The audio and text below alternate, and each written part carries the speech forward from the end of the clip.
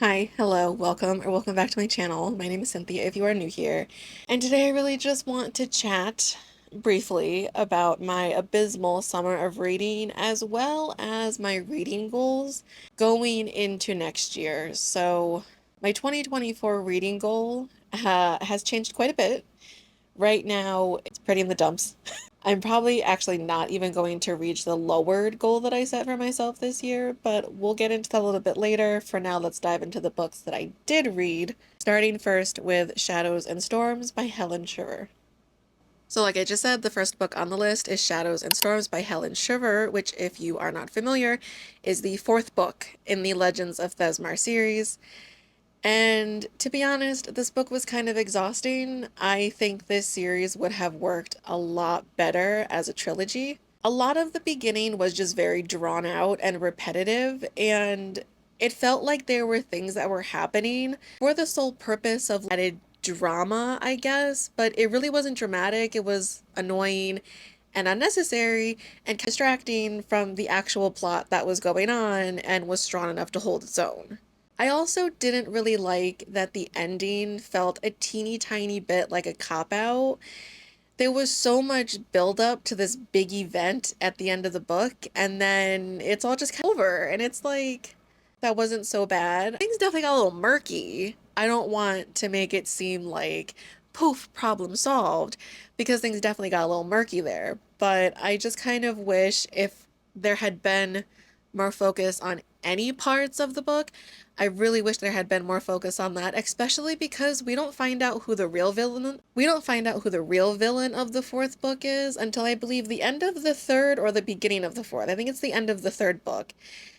And I just wish we had more time to focus on that. A lot of the first three books are about Wilder and Thea, which is fine because I love Wilder and Thea. But don't just throw in this villain because you need a plot line for a fourth book.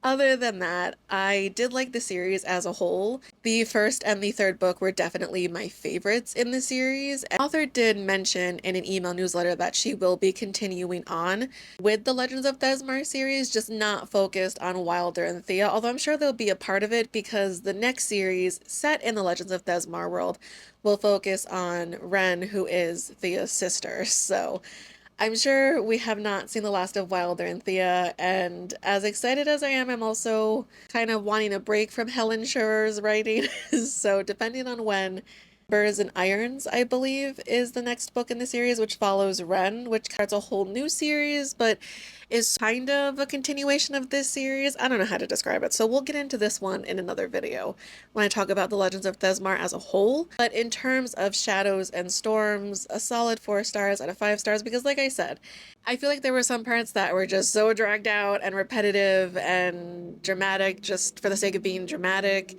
But overall, I really do love this series and I do recommend it. And so 4 out of 5 stars for Shadows and Storms. The next book on the list is Reckless by Lauren Roberts, and I was kind of anxious for this book to be published. If you watched my Powerless reading vlog, which I will put up here as well as in the description, I was not really a fan of Powerless because Powerless is one of those books where at face value, like, you're kind of enjoying yourself reading it, but then you start to think about it and you're like, wait, none of this makes sense. It's kind of one of those books. And so that's my biggest gripe, if anything, with it. But yeah, Reckless didn't do it for me. I thought a lot about the direction of which Lauren Roberts would take this or could take this. And yeah, she went a completely different direction than I thought she was going to. It wasn't really fantasy. It wasn't really, I guess you could say it was a little dystopian, but it was mostly just romance, and it wasn't even good romance. And there were a lot of revelations, and I can just feel the author discovering popular YA fantasy tropes for the first time and letting with. I'm like, you know what? I don't think I want to continue this series. This book was so bad. It was so bad. She also keeps pushing for a love triangle, but has no idea how to actually execute a love triangle because, minor spoiler, Reckless focuses on Kai and Pei, and every few chapters we get Kit's POV, but all he's doing is complaining, and it's miserable. So I do not think I will be continuing this series. I also have reading vlogs on Reckless as well if you're interested, which again, up here, description, they'll be somewhere because I don't know if I can do it anymore. Because I have a feeling what's going to happen is that if I do read the next book in this series, I'm going to rage quit it.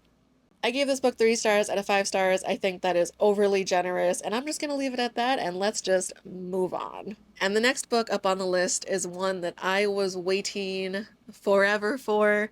No, I'm kidding. I only waited a year. That's a little dramatic. But the next book on the list is Wisteria by Adeline Grace, and this one was one, like I said, that I was very excited for. I am a huge fan of the Belladonna series. I loved Belladonna. I loved Foxglove. And I had no doubt that I would love Wisteria, but kind of like the Shepherd Keen duology, the first book is focused on one pairing, and by the time we're in the second book, we're starting to focus on another, so that was kind of disappointing, but atmospheric writing, the way Adeline Grace just pulls you in from the start of the story, it was all still there, and I very, very much enjoyed it. I will say Thorngrove is by far the most atmospheric estate, which is where the setting of book one, Belladonna, takes place, and Foxglove is interesting in its own way, in its little seaside estate way. But Wisteria takes on a whole new level of interesting because it is where fate lives and there's a lot of magic. So some parts of the house or mansion, castle, whatever the heck this place is, seem like a blank canvas, and Fate and Blythe really make it their own. And it was a good story. It did, in my opinion, take a bit to get to the point. Adeline Grace broke this story up into 4 parts, and that kind of irritates me because it didn't need to be 4 parts. But all in all, it was a fantastic way to end the series. I did want a little bit more substance.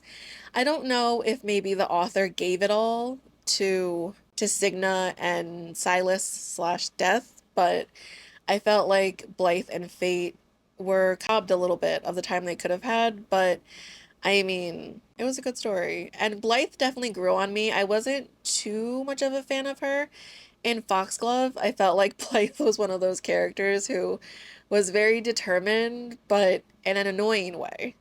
I don't know if that made sense. I hope it did. But 4.5 stars out of 5 stars. I genuinely enjoyed Wisteria. If you haven't read the Belladonna series, please go read it. My review on Wisteria should be up soon. I took a little break, a little hiatus from this, so I do apologize, but my Belladonna and Foxglove reviews are on my YouTube channel, and if you cannot wait for my Wisteria review, it is live on my blog if you would like to read about it over there, but it should be posted here soon as well.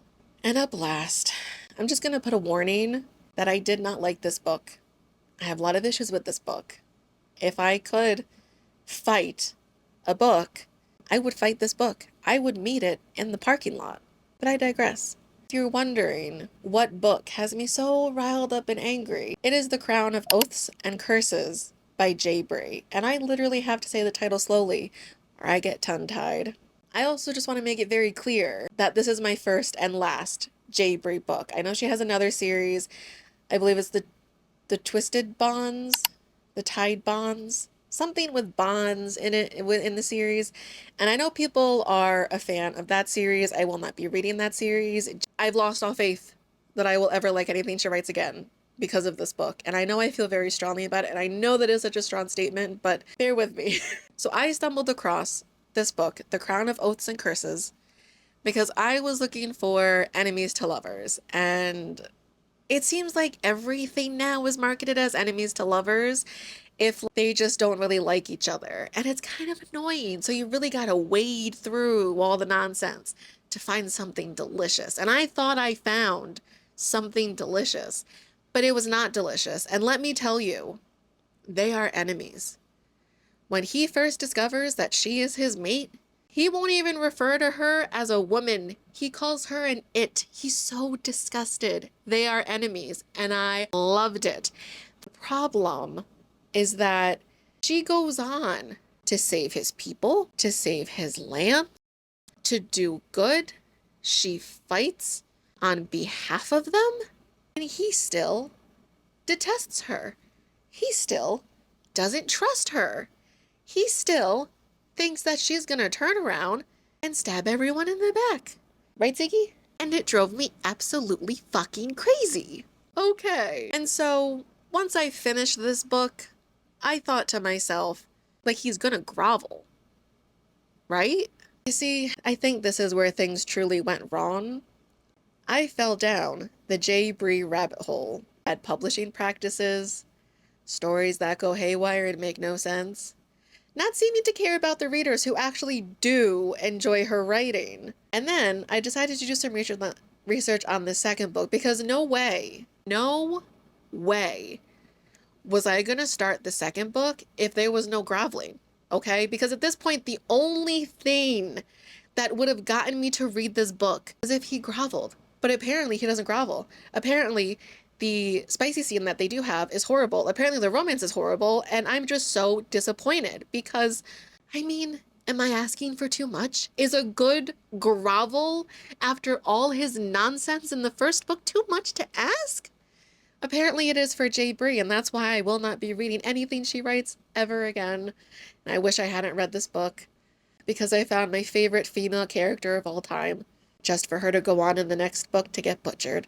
A true character assassination. But I'm being very dramatic, and I'd like to stop being very dramatic, so I give this book 2.5 stars out of 5 stars. Realistically, it deserves 1.5 out of 5 stars. And like I said, if I could fight a book in a parking lot, I absolutely would, because I got major beef with J. Bree and the Crown of Oaths and Curses. So let's move on. All right. All right. So lastly, before I wrap up this video, I also wanted to touch on my reading goals and my reading habits. I definitely have not been reading as much as I would like to. And I do acknowledge that life has been lifing a little too hard, and I'm not going to go too deep into it because I have a vlog where I talk a little bit more about my burnout and depression and what I went through with that. And if I've already published it by the time I publish this, I will link it. But if I don't have it linked, it's not published yet. I kind of want to drop my reading goal, if that makes sense. I'm kind of tired of having a reading goal. 2023 was a fantastic year for reading. It wasn't a fantastic year for me, but it was a fantastic year of reading. I read a lot of books that I really enjoyed. I discovered fantasy romance. I didn't know fantasy romance was a thing, or romantasy, or whatever you want to call it. I didn't really know it was a thing. I had read a lot of historical romance. I never really read any fantasy romance. And so my first foray into romantasy was Fourth Wayne, and I was obsessed and I loved it. And then it was a slippery slope into discovering a lot of other fantasy romance books that I loved, specifically like the ACOTAR series, the Shepherd King duology, the Belladonna series. The list goes on. There's so many that I have enjoyed, and I was just devouring book after book after book that I had no time for a slump, because as soon as I finished one book, I couldn't wait to dive into the next. And I don't really know what happened this year, because I remember I started 2024 in a book slump. I had read the Elf Queen series. I think that's what it's called. Bow Before the Elf Queen and Long Live the Elf Queen by J.M. Curl. That series ended disastrously, in my opinion. I did not read the third book, because how you gonna give me 2 books and then gaslight me? That kind of put me into a reading slump, and then I was kind of miss with a lot of books. I was finding that a lot of what I was reading I wasn't enjoying. And then summer came and things got really hard, and I realized that I'm probably not even gonna hit my goal for this year. And my goal for this year is so much lower than my goal was for last year. And I just want to get rid of my reading goal, and I think going into 2025, I think that's exactly what I'm going to do. I think I'm either going to not set a reading goal at all, or if I do choose to participate and things like that, just set it very, very low, 1 book a month or something, just so that there's no pressure. Because I also don't want to say that I feel pressure, but I do know that come the end of the year, if I haven't finished my reading goal, or if I haven't completed my reading goal, I'm going to feel disappointed in myself. And that's not really fair to me, because this year was kind of hard and I deserve some grace, and I deserve to step back. So I think I'm going to challenge myself to finish my reading goal for this year, especially because I think I'm only 1 book behind schedule, so I should be okay. But my point was, because I started to ramble and go off on a tangent, my point was just that I really want to challenge myself to finish my reading goal for this year because I know I can do it. I know that I can pull myself out of this and get back on track. But I think for 2025, I think we're going to try no reading goal, no set amount of books, no numerical number to hit by the end of the year, rather just reading things that I enjoy. And if that means I have to spread out my content a little bit because I'm not reading as much and I can't just talk about books 24/7, then so be it. But I am curious to know, how are your reading goals going? Are you going to hit your reading goal? Are you falling behind? Because I'm a little behind, but that's okay. I'm not going to make myself feel bad. It's been a rough couple of months. So it is what it is. But I am kind of all talked out. I don't really have anything else to add. So with that, I'm gonna leave it here. As always, thank you so much for watching, and I can't wait to see you in the next one. Bye.